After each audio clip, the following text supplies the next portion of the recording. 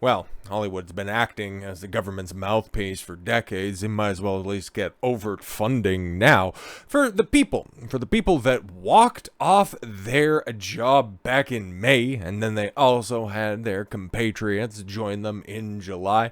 Now, all of a sudden, the Californian government thinks that they can go ahead and step in and save the day for the actors. This is egregious. These are the same class of people that told you a couple of years ago, just stay at home for 2 weeks. We could all just do this. We could all do this together. And then after that lie was exposed, that's all right. All you need to do is just wear a mask. And they had everybody out there. You remember all of those propagandistic advertisements that were out there trying to A, push masks, B, push a jab, C, never came back and apologized for any of their wrongdoing. But don't worry about that, guys. They can go ahead and get taken care of while you were more than likely excised from society during that time. Oh, your business shut down.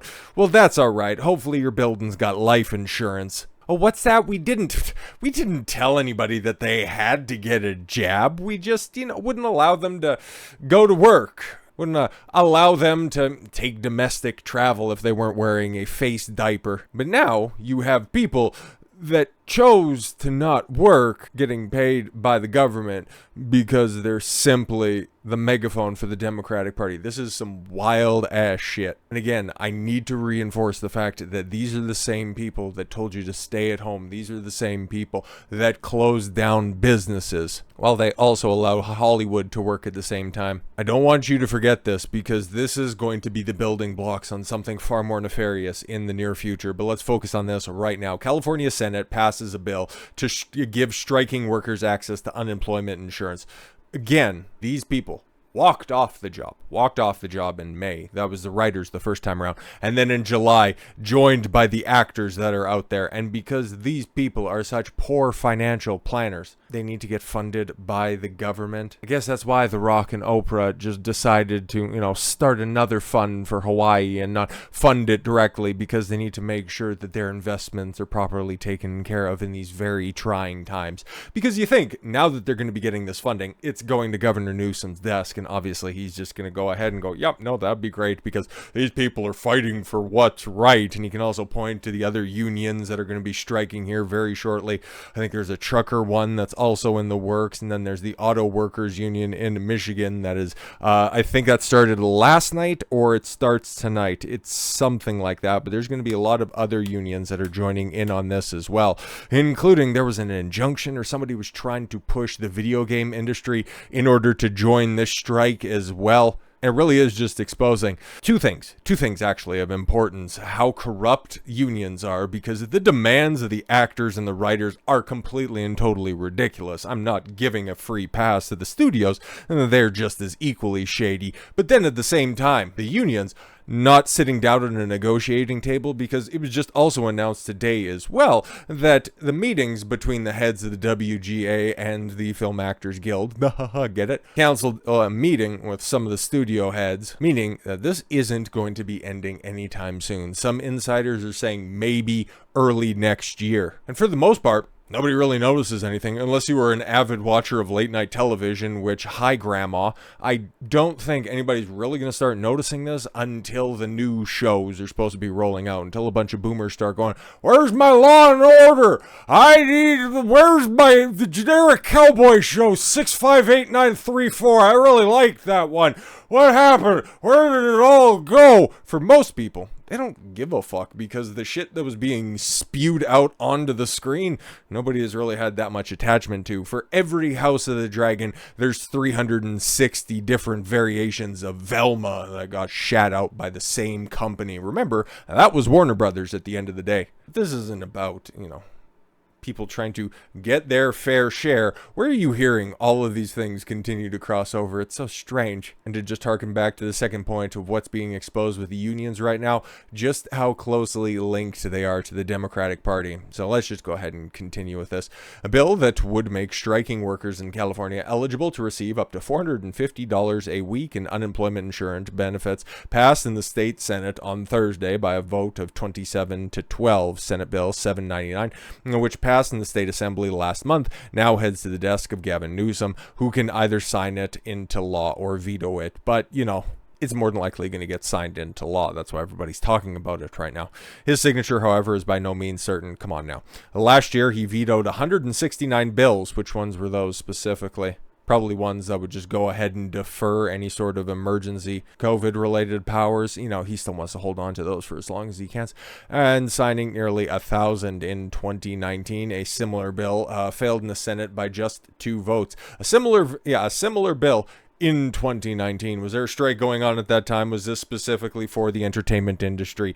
I don't really think so. So, of course, because we all know who laps the ass of Gavin Newsom, and that's Hollywood. And that's why I'm starting to think that this is not going to be very good. Because, to be completely honest, man, I don't give a fuck about the actors in Hollywood strike. They've been producing shit for a long time. I've been a guy who's been very public about being checked out of Hollywood for a very long time. The last film that I seen in the cinema was The Dark Knight Rises. And every time that I think about that film, I just find new reasons to question if the first 2 Nolan Batman films were actually that good to begin with. They actually 100% are. I have no idea what the hell was going on with Dark Knight Rises. That thing is a total trash fire. And then when it comes to new release movies that got, physical releases in the aftermath, I know it's a little bit different now with streaming and all that stuff, but out of theater experience movies, the newest one that I seen was Iron Man 3, and that thing is an abortion of California proportions, given the fact that it did come out and I decided to kill all my interest in any superhero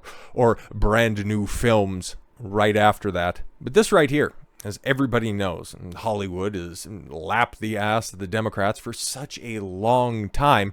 Gavin Newsom giving them a little bit of cash in order to just perpetuate the strike, to just show that he supports the working class fighting against those evil crony capitalists up at the top. He's prepping his image. He definitely is. He's trying to appeal to the masses in California and at large, that he's got the back of the working class. This isn't just about those movie stars that are out there. No. That's about those little people, the writers and the producers and the CGI people, all of those people who are so talentless. The reason why the strike has been going on for months and nobody's really noticed anything not coming out of Hollywood because it's all been garbage. But he supports the unions, and unions are the backbone of America. And they've also led to the downfall of America for being overtly greedy, asking for too much. All you need to do is just take a look at the downfall of Detroit in the mid to late 60s and just know that overtaxation and greedy unions led to, modern day Detroit as we have it right now. But now you have Gavin Newsom all of a sudden taking a keen interest in curbing retail theft epidemic. What are you trying to do right here, Gavin? I got questions. Public safety regulators in California are voting Thursday on Governor Gavin Newsom's proposal to crack down on organized retail crime by sending millions of dollars to police departments and prosecutors.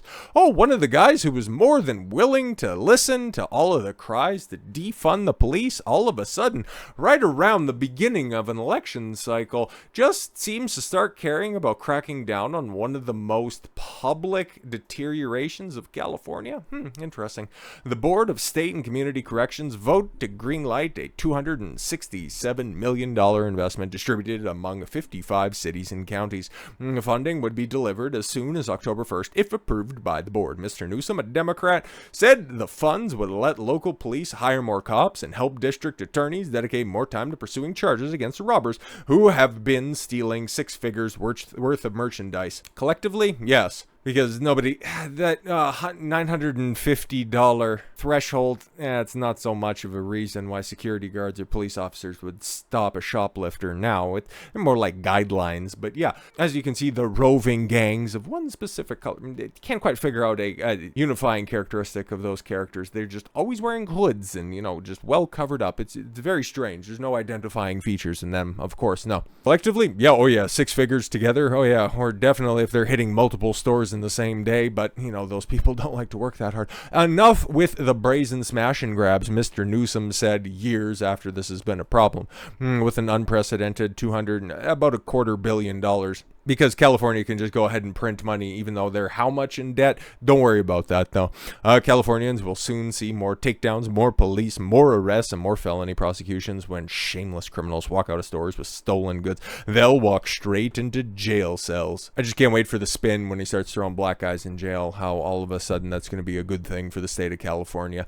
But Gavin Newsom right now, because obviously you can't go anywhere when it comes to, California. You just bring up California and then all you can see is just the brazen thefts, the smash and grab, the overall lawlessness within the state, and Gavin Newsom just being as far away from this as possible. This is about the first time that I've seen him in a very long time take a public face to this stuff, and he's coming in and he's going to come in and save the day, guys, and then also help out the working class that are just fighting against the system on those picket lines, man. If you're being aggrieved by your evil overlords, well, you can go ahead and adopt a different set of evil overlords. It's just the soft encroachment of communism in California, but that's just another day that ends in Y, right? But you know what Gavin Newsom's doing right here? Even though he has been very loud and vocal about this dude's running for president at some point in time, and I think that, if you're going to go ahead and scoff at that shit because and you've also been tracking what's going on in California, you'd think, this guy has zero chance.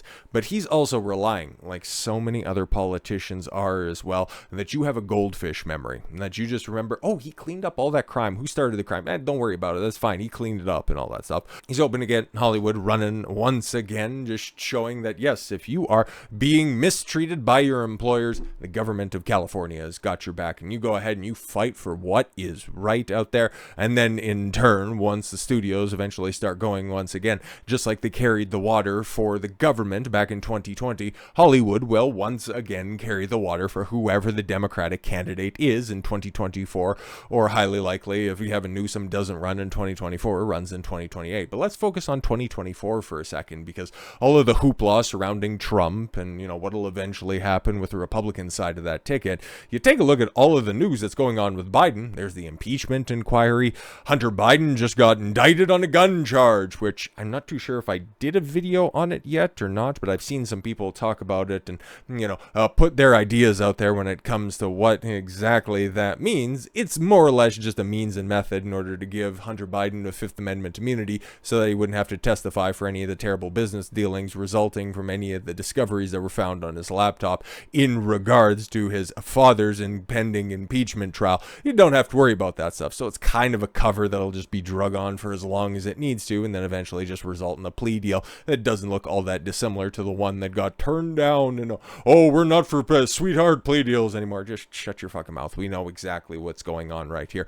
But Biden also, and then it's also being covered by multiple other news agencies as well, his deterioration in front of your very eyes. Him just walking out of, meetings, just mid-sentence, just rambling on at the podium like the shambling old 80-plus-year-old asshole that he actually is. People are starting to figure out that, he might not be that guy. And now you got the intelligence agencies also going, there's some scary stuff going on abroad, and not being too terribly specific or anything like that. And I don't know if Joe can really stand up to those tasks. It's a lot of travel. And then you also have Kamala Harris coming out saying that, if Joe goes down at a moment's notice, we got plans in place and everything will be fine.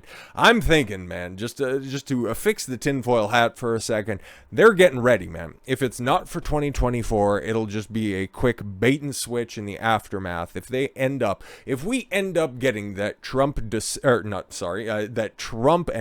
a rematch in 2024, I wouldn't anticipate Joe Biden making it through the end of that term, or if he continues this downward trajectory, which has been pretty bad for the past few months, if we're being completely honest. Like, there is not even a singular public appearance, which I would also anticipate him tapering down as we get closer to the election, but there's not one that he goes through without a just gigantic gaffe that makes you go, oh my god. And like, I know that they astroturfed him and held him up with duct tape and fishing wire for 2020, but holy shit, man, like, this guy is gone at this point in time. If they don't replace him with somebody who's currently trying to rehab his image and paint him out to be that crime fighter extraordinaire, that law and order candidate that has a squeaky clean past, unlike the rest of those degenerates over there on the Republican side of things, because he can go ahead and play the moral high ground in regards to Trump. I don't have any indictments on my name.